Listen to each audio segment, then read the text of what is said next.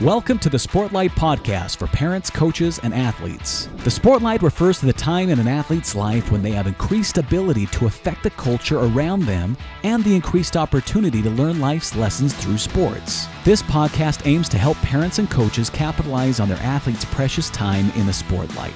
The Sportlight podcast is brought to you by Especially for Athletes program. Hello, everybody. Welcome to the Sportlight podcast. Dustin, how are you, brother? I'm doing great, Shad. How are you? I'm doing good.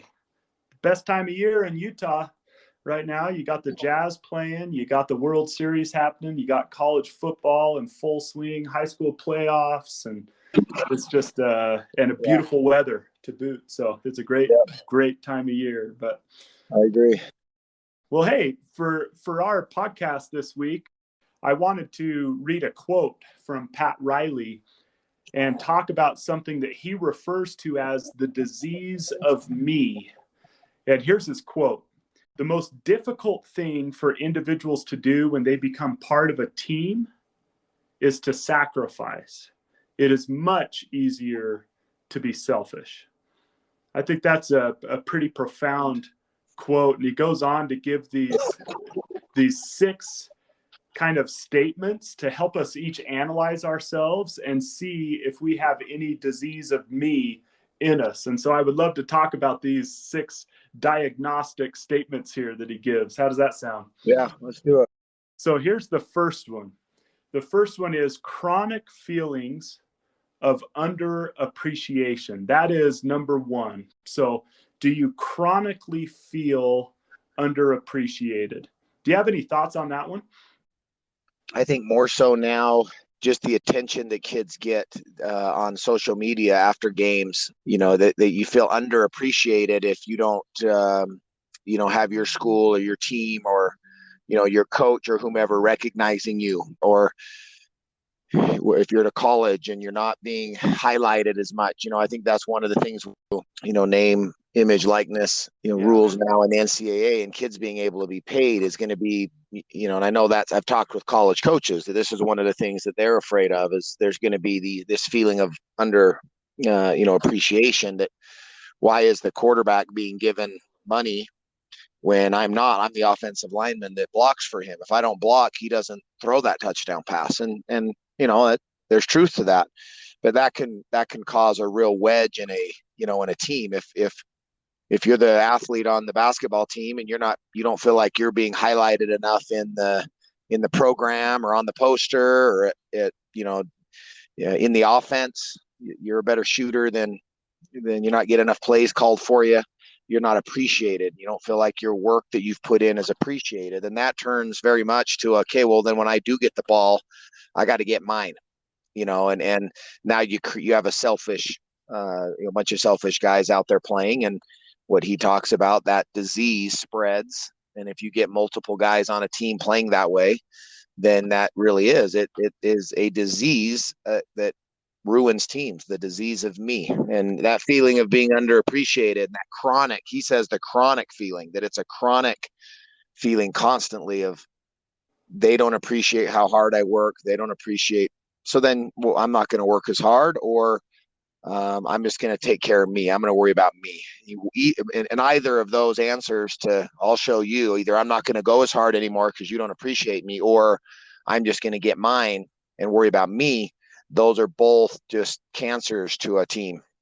I totally agree. I'm trying to think of, I see the name, image, likeness stuff. And of course, when you get up into the professional ranks, guys are thinking, man, I need to get mine so I could get paid. When it gets down into the younger kids, I think sometimes this manifests itself as the kid who's constantly pouting, constantly feeling like they aren't playing enough, or they get a role on a team and they don't like the role that they've been given. I love that word you highlighted already, but the chronic. I think it's natural to feel sometimes like, I don't feel like I was appreciated as much as I could have been, right? But this chronic, every practice, every game, and they're coming home with parents and they're talking about, my coach doesn't even recognize how good I am. My coach just never gives me the opportunities I deserve. And, if those things are being said, that might be a time for parents to talk to their their kid about the principle of selfishness and that disease of me. So that's awesome. That's number one. Okay, let's move to number two. Paranoia over being cheated out of one's rightful share. There's probably some things relating to number one, but someone who's constantly paranoid that they're being cheated out of their rightful share. How do you think that looks with a high school, college athlete? Well, I think you're right.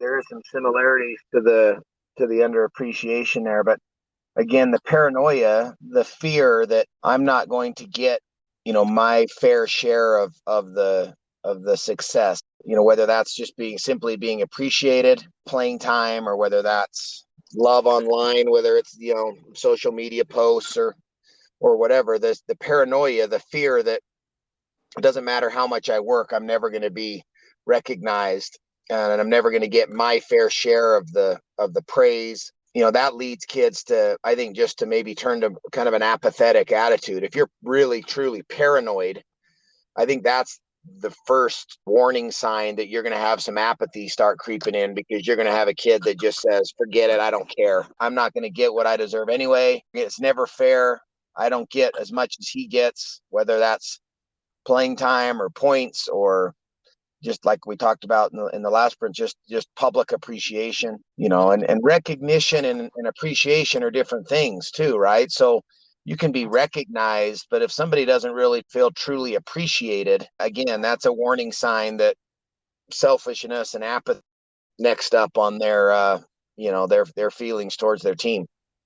Yeah, I think of something Doug Meacham said, high school basketball coach, former college basketball player. He was on a podcast earlier in this year, and he talked about how coaches do play their favorite players, but the way they determine their favorite players is those who are going to help them win, and I hear these things sometimes creep in when some kids are playing more than other kids. You start to hear these excuses about dads having money and contributing it to the team, and just coach's pet type stuff. And if you're viewing that and you're constantly thinking, well, it's because of this, it's because of this, and you're thinking that it's always because of something else, it can't possibly be because someone's better than you and that's why they're playing or whatever, then that's probably a sign that paranoia is creeping in, and you're going to start getting that disease of me, which leads to bad outcomes. So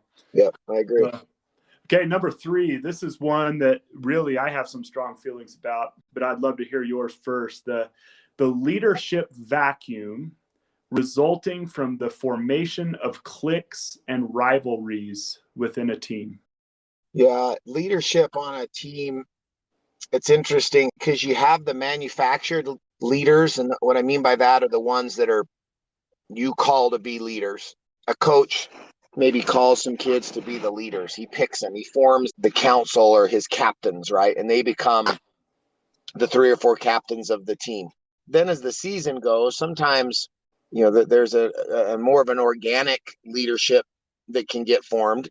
Usually it does get formed, and that's not always the called captain that ends up being the leader. You hope it is, and most coaches, I think, are picking the kid to be the captain that they feel like is going to be the best at leading, of course. But sometimes you end up getting other guys who have some leadership qualities about them, and if not managed properly, if the focus is, hey, I'm the captain, it's about me, I need to be the one that has the last say at practice, I'm the one who makes the decisions, but the rest of the team, maybe there's another athlete on the team that maybe has the ear of some of the guys, and you start getting too many cooks in the kitchen, so to speak, and everybody having an idea on what the ingredients to the to the meal should be. You start getting separate camps formed, and anybody who's been on a team knows that if you've got 2 or 3 different cliques forming, where you've got the group of kids that don't feel, maybe, and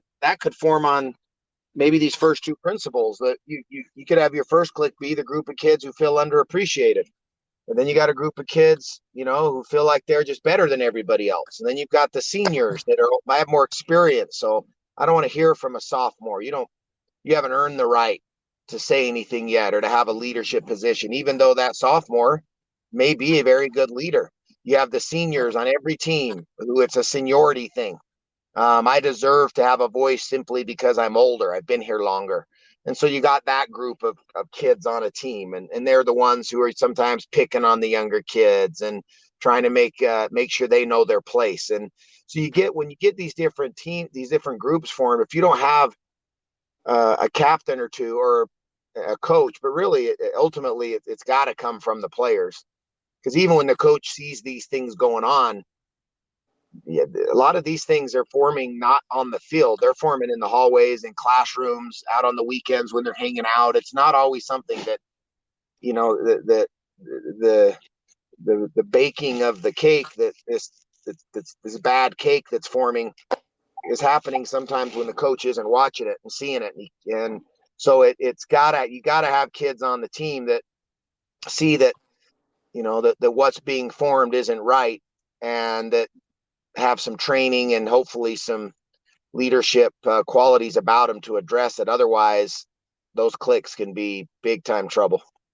Yeah, I was going to say, I see, just like you, a great relationship between principle 3, leadership vacuum, resulting from formation of cliques and rivalries, and those first two. You know, when kids start feeling underappreciated or feel cheated, those kids find one another really easily, you know, and then they start getting together on a Saturday after a Friday night football game, or on a Wednesday after a volleyball game, or whatever it might be. And they start talking about the coach and how the coach favors this kid. And then it's almost like they create this secret pact, and you have rivalries within the team. And if you ever want a formula for how to have a team achieve less than it could have, whenever I have seen that happen on a team, where you have rivalry within a team, where there are some that get so caught up in this, they find joy in seeing a teammate fail. Yeah. Because what it's doing is it's validating this position. See, I am underappreciated. See, I am being cheated out of this. And then you have 3 or 4 other friends there that you're like looking at on the bench going, see, just like what we were talking about. And now all of a sudden there's 2 competitions going on. You know, it's hard enough to beat the opponent, but when you're sitting there trying to beat half your team and the opponent, it's just not going to happen. And not only that, but it takes the joy out of being a teammate and working with people that you love for a goal. And so if there's cliques and rivalries, people getting together and talking about other people on the team at those informal moments you're talking about, Dustin, a true leader would say, hey, stop it, man. We aren't going to have this conversation. If there's something we need to talk about, let's talk about it as a team. We aren't going to do it here. You know, those things are critical if a team wants to be successful. And of course, all these, you can see how these translate into business, into family, into everything else. Is almost everything we talk about does. So, well, and there's I mentioned it earlier, and it might be a discussion for another day too, but I just want to reiterate it, especially to parents and coaches, that there is a big difference, in my opinion, on being recognized and being appreciated, right? When I recognize something you did, I'm recognizing what you did, but not necessarily who you are, right? I appreciate who you are. I recognize what you do. So it's one thing for me to recognize the best player on the team, or to recognize, you know, the touchdown pass, or the 25 points in the basketball game, or whatever, and recognize it and make sure that everybody knows how well, you know, somebody played. And not that that's not going to be, you know, that the person isn't going to be grateful for that recognition. But when I appreciate who you are, I appreciate the work you put in. I appreciate the attitude you took after, you know, you had that success. I appreciate your work ethic and your humility and who you are as a person. The way I talk to you when I'm appreciating you versus when I'm recognizing you is different. When I can put my hands as a coach, if a coach can put his hands on the shoulder of a player, or a boss of a manager or leader in a business can do it to an employee, or a mom or dad to their child, right? When we put our hands on their shoulders and say, hey, you need to know how appreciated you are here, how much we appreciate all you bring to the business, or all you bring to the family, or all you bring to the team. We see all the things you're doing, even though it's not always recognized. I appreciate the effort you put behind the scenes, and when the lights aren't on the court or the field. That's what I appreciate the most about you. That's a deeper sort of feeling, I think, for the recipient than the constantly being recognized. Not that you don't want to be recognized, and everybody enjoys being recognized. That's a human, a characteristic that we all probably share, is that of course it feels good to be recognized, but I think it feels better to be appreciated. And so, showing appreciation to teammates and making it sincere, there's something that should be appreciated in everybody on the team. And if the best teams know that, hey, my job is not to get all the points. Coach appreciates what I do in the paint rebounding, or what I do at practice making the starter a better player, because that's my role. And if you can get them to understand their role and then know that they're appreciated for that, you have a chance to have a team that's truly a team. But if you get caught up in the constant recognizing game, I think that can sometimes become hollow and lead to some real selfish thoughts from people. Yeah, as I go through these and have studied these, I feel like there's so much interrelated with all of them, including this next one. So here's the next one. Number 4 is feelings of frustration even when the team performs successfully. Yeah, that's a big one. And that's one that I don't think there is a team in any sport in the world that doesn't deal with some element of that. Not to the point where it becomes necessarily a disease. You hope you can squash it before it grows into that. But and in fact, I'd even argue that everybody that's ever played sports has probably, felt that way a little bit. But it's very difficult if you're not playing, or if you're not feeling part of the success, to truly really be happy with everybody else's success if you're a competitor, because you want to compete, you want to be part of it. Now, I think that's the greatest, if not it's one of the greatest lessons that sports can hopefully teach everybody, is that the true meaning of a team is that it's done together and that everybody has a role in it. And that gets back to what I said earlier about making sure that maybe that player that's not out there getting, really part of the game on the field is still appreciated for their role on the team. Because anybody who's had a successful team in any sport knows that those backup players are very, very important. And if you don't have good backup players, even just to push somebody at practice, or to support, or when their number is called, to be able to go in and be ready to go and to fill the gap while a player is out for a series or two. If you don't have those guys, you're probably not going to go very far as a team. But having the conversations with our kids about understanding they're not always going to be the highlighted player, but they should still be able to feel part of the success of the team. It's difficult, and not everybody's going to agree with mom or dad when they try to teach their son or daughter to still feel part of the team. But as leaders on the team, and the coaches on the team, that's a major part of building one, is you have to make sure that those other players still feel a part of it. Yeah, and Doug Meacham must be great at this, because he keeps coming to mind, his podcast, but he talked about how coaches can aid in helping those who may not have as visible of a role on the team. It's really important for a coach to take time to appreciate the role that they do play and the contribution that they do make, and not just settle for the most visible contribution. I think of number 4, this feelings of frustration even when the team performs successfully.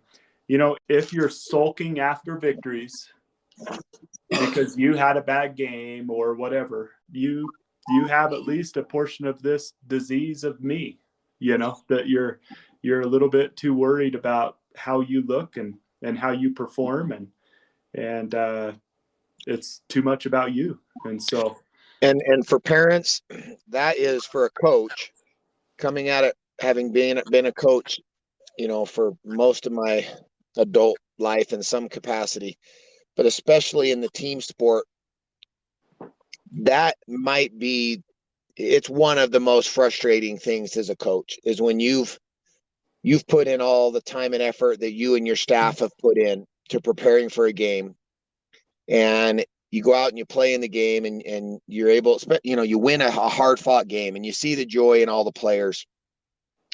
And I've had this happen. In fact, I've had it somewhat recently, and one player isn't happy because they didn't play, and they're visibly upset moments after the game. And it's one thing to be disappointed you didn't play. I get it. But we, at least as parents, we need to be telling our kids, hey, when you come home, we can talk, and maybe you're disappointed, but you have to have some sort of enjoyment that your team won the game. And even if you got to fake it, for heaven's sakes, what you can't do is be out there sulking when your team's trying to enjoy it and they want to hug you and be excited with you, but you're just upset because you didn't get the ball enough, or you didn't get, as soon as you do that, there is not a better way to brand yourself as a selfish player.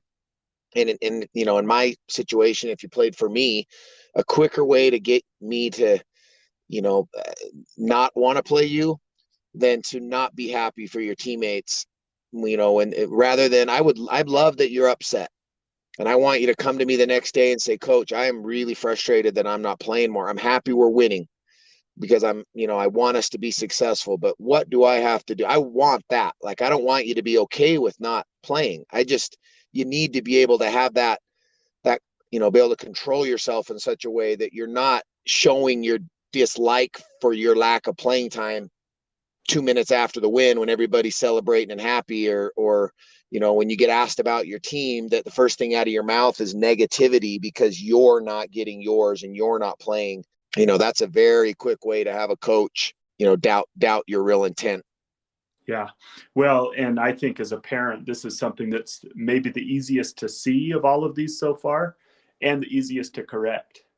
A kid comes in after a game and plops down in the front seat of a car and is pouting when the team's just won. That's really easy to pull over to the side of the road and say, hey, we need to talk, because you should not be disappointed this much after a win. That shows that you care too much about yourself and not enough about your team. And I think that's just an easy one to have a conversation about and a spot, because it happens quite frequently. Yep. We're son, I understand why you're frustrated, and I think you should take that frustration and figure out what you need to do to get better so that maybe you can play more. However, on those times you don't, or you don't, even if you did play and you just don't feel like you were featured enough in the offense, or you didn't get the ball enough, or whatever it was, you didn't play the position you wanted to play that game, or whatever your frustration is, you've got to get over that and be happy at the end goal, the real number one goal of the competition, which was to go out and you and your teammates, play well enough to win, however that happens. And so, if otherwise, to your point, you're way too focused on you and not enough on the team. And that disease of me is now starting to show up in your child. You got to address it. Yeah, for sure. Okay, let's go to number 5. Personal effort is mustered solely to outshine one's teammate. And I love that word solely, Dustin, because I think that, of course, when you're in a position where you're competing for playing time or something like that, of course you're trying to outshine your teammate when it's in those settings where you're trying to earn playing time in practice. But I love that this says personal effort mustered solely to outshine one's teammate. What thoughts do you have on that one? Yeah, that's the key word. There's probably something deeper in that. And Pat Riley, longtime coach of the Lakers and of the Heat and the Knicks. And, I think he was the general manager, the president of the Heat and the Knicks as well. But he's, been around basketball forever, was a great college basketball player and an NBA player himself. I'm sure he dealt with players. Well, not sure. I'm positive that he dealt with players with massive egos, and he had to juggle that.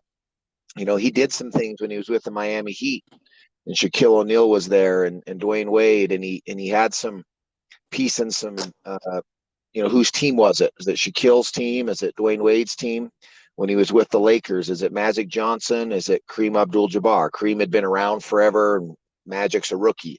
How do I keep these two together? And there's, and then I've got, these other veterans on the team so there's a lot of juggling. But when he talks about this disease of me in this particular principle, I think he's probably talking about some personal experience where he had guys on his team who primary focus was they wanted the team to be known as their team. And they wanted the cover of the media guides and when the Miami Heat or the Lakers were talked about, that it was Magic's team, or it was Kareem's team, or it was Shaq's and not Dwayne Wade. And he had to juggle that, deal with that. And now, to his credit, he did a really good job of that. And I'm sure a lot of time and effort went into juggling and massaging that with those. But if you get a team, if you can't do that, and you've got a team where the players on the team's primary focus is to be recognized as the guy, and my motivation for trying hard is solely primarily focused on, I want to have more attention than you have, and I want people to think I'm the best on the team and it's my team. You get a couple of guys with that sort of attitude, you actually might have some good individual players, but it'll be like those teams we see all the time that have a bunch of really good individual players, but they just can't seem to win, because you get to the end of games and those guys well, I got to be the guy. I got to have the ball. I've got to be the one making the decision. And there's not enough balls to go around in that moment. And you usually those teams end up losing with a bunch of really good players on it. And you see that all the time, where the most talent on the team is not always the team that wins. In fact, it's probably most of the time not. It's the team that plays together, the very best. Yeah, and it manifests itself in games when you have guys that are trying to get theirs. You even have sometimes parents with young kids yelling, go get yours, and things like that, where you start to feel this bleeds right into number 6. So maybe let me read this, because I feel like they're very related. The resentment of the competence of another. So number 5, it's personal effort mustered solely to outshine one's teammate. But number 6 is when we can't outshine a teammate, when we have one of these incredible teammates that just is so competent and so amazing, instead of us being glad that we're on their team and that we get to play with this person and have that amazing experience and have the success come to our team, we build resentment because a teammate is good. And so what thoughts do you have on that one, Dustin? Yeah, if you've reached that point, that you alluded to it earlier, you start looking for ways to downplay that teammate. Because again, it validates. You don't want to acknowledge their competence. You don't want to acknowledge their skill level. And so you hope they fail so that you can justify, they're not as good as they say, or is not as good as everybody else says. And so, that usually becomes the thought process. And again, if you've got teammates hoping for the failure of other teammates, either to validate their point that, see, he's not as good, or to get more playing time themselves, they want the easy way. Rather than getting better than the other person, they just hope the other person learns how to not be as good, right? That they get worse. It's a lot easier if they can just not do well for me to get my playing time than it's going to be for me to get bigger and faster and stronger. That's going to require a lot of effort. And, that goes to his point about, selfishness is easier than sacrificing. So, if you start running into a situation where your player or your child, or for any athletes that listen to this podcast, if those are the sort of thoughts that are going through your head, where you're starting to resent and be bothered by the competence of your teammate, rather than what you said earlier, embracing it, right? Being thankful that you get to play with a teammate like that and acknowledging it. Like, that's where we should just say, the people who played with, with Michael Jordan, who have played with, some of the greats over the years, I loved the fact that Scottie Pippen, instead of fighting that he was always the number two, just acknowledge the fact that Michael Jordan's just different. He's just better, and he went through that. If you study that Chicago Bulls team, there were some times when Scottie Pippen thought that he was kind of he was in the shadow of Michael Jordan, but he finally just learned to embrace it. Man, how lucky am I to play with this guy? And he's going to make me better. And once he embraced that and realized that I can be the number two on this team and be very, very successful at doing that. But man, how lucky am I to have this guy playing with me? He became and still is one of the all-time greatest players to ever play. Instead of saying I need to get traded, get me out of here, I can't play with this guy, I need to go somewhere where I'm the highlighted guy. And if you look at pro teams, many, many times you see that guy that leaves a good situation because he's upset at the attention being given to another teammate, probably to the point of resenting the competence of the other player. And he goes somewhere else thinking the grass is going to be greener, and you never hear from the guy again. And, in high school sports and youth sports, it's a little more difficult to do that, although it's getting easier and easier at the high school level, and kids just transfer and look for the easier road. But in most cases, it's harder to do that. And so you either just have a miserable experience, or as a parent, hopefully we can do something to help our child not feel that way and still get something positive out of their experience. Yeah. And I bet you were thinking of the same person I'm thinking of when you were saying your comment there. Eric Weddle and his approach was a very unselfish approach, Pro Bowl, safety, and he used to try to help all of his teammates get better, increase their competence, because he wanted them to be as competent as they could possibly be and still beat them out. And Yeah.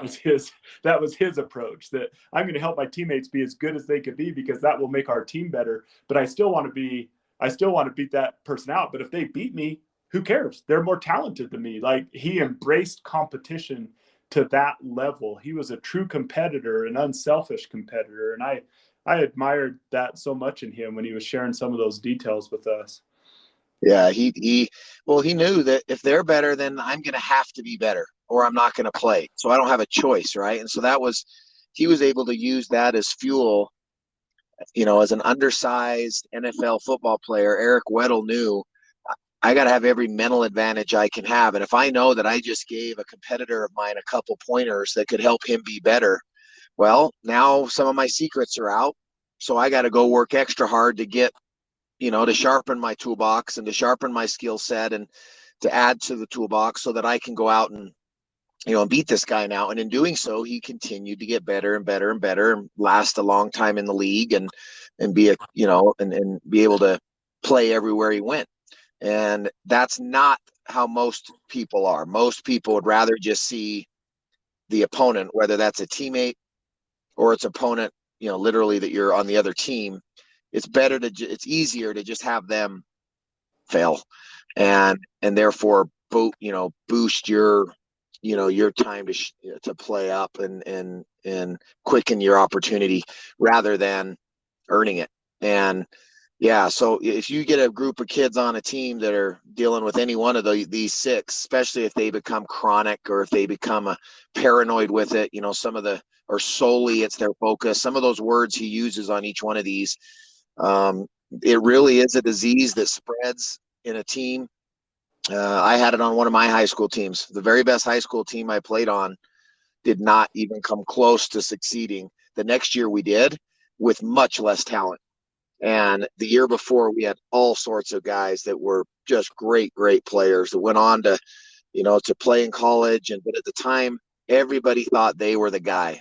And we just had so many cooks in the kitchen that nothing could get done, and it was a very disappointing, couple months playing together, and friendships were affected by it, and just stuff that never should have happened that we look back at now and everybody sort of realizes. But so yeah, the sooner that we can do an examination of our team and see, are we suffering from any of these, diseases, and do something to fix it, the much better chance you're going to have of having a real team and not just a bunch of individual players out there. Yeah. for sure. And like we say in every podcast, there's not one thing we've covered, I don't think, that doesn't translate into life. And this disease of me could make someone go through life feeling bitter, feeling taken advantage of, always feeling like everyone around them is their enemy. And it's just not a good way to live life. And so maybe to close up, Dustin, here's the questions. Ask yourself, do I have any of this disease of me in me? Do you have chronic feelings of feeling underappreciated? Are you constantly paranoid over being cheated out of one's rightful share? Do you create leadership vacuums because there's a formation of cliques and rivalries and you're playing a role in that? Do you feel frustrated even when the team performs successfully? Do you muster your personal effort solely to outshine your teammate or your coworker? And do you have resentment at the competence of other people? And so I think those are awesome questions to reflect on. And going back to that quote where we began, the most difficult things for individuals to do when they become part of a team is to sacrifice. It is much easier to be selfish. So it sounds from Pat Riley's point of view that it's easier to let these attitudes creep in, which must mean that it takes conscious effort to keep these attitudes out of our lives. And I think we'd be well to keep them out of our lives in every area of our life. So thanks, Dustin. Great thoughts, brother. No, thank you, Shad. You know that those are great questions to ask ourselves. So I appreciate you ending it with that. I think we can all benefit. This isn't just a youth sports or a high school sports conversation. This absolutely is in for adults and other areas of life, something that we should do a examination of our own attitude and make sure we're not suffering from one of these diseases. So yeah, man, eyes up, do the work. Awesome. Thank you everyone for joining us. Please subscribe, please share this with people who you'd be interested. If you have an opportunity, please give us a 5-star rating and leave a review. That really helps the word to get out about the podcast. And so we appreciate you joining us today. Eyes up, do the work. This has been the Sportlight podcast from Especially for Athletes, sponsored by Coca-Cola. You can learn more about Especially for Athletes by visiting the website at especiallyforathletes.org. You can also learn more about the book, The Sportlight, by Shad Martin and Dustin Smith at especiallyforathletes.org/book.